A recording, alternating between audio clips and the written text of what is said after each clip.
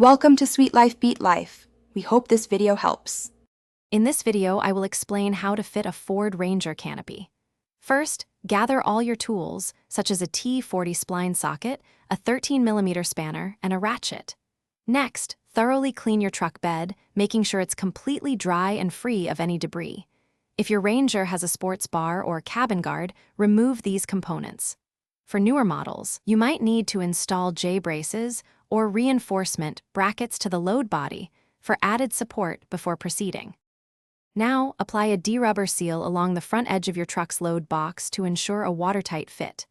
With the help of at least one other person, carefully lift the canopy and gently place it onto the truck bed.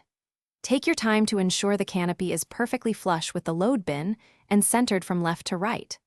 Once aligned, install the mounting brackets and clamps, tightening them gradually in a cross-tightening sequence to secure the canopy evenly. Next, it's time for the electrical connections. Carefully route the wiring harness from the canopy into your Ford Ranger's electrical system, often through existing grommets or openings.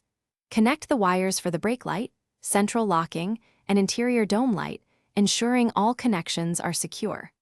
Apply a non-acetic silicone sealant to any potential gaps or openings to prevent water ingress. Finally, test all electrical functions to confirm everything is working correctly, including the central locking and all lights. After installation, it's crucial to double-check all bolts and clamps to ensure they are securely tightened.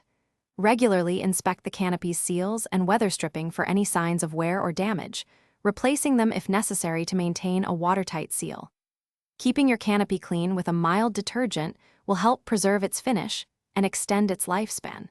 And speaking of making things easier, check the description for a link to those fantastic leak-proof meal prep containers, plus other great deals to simplify your life.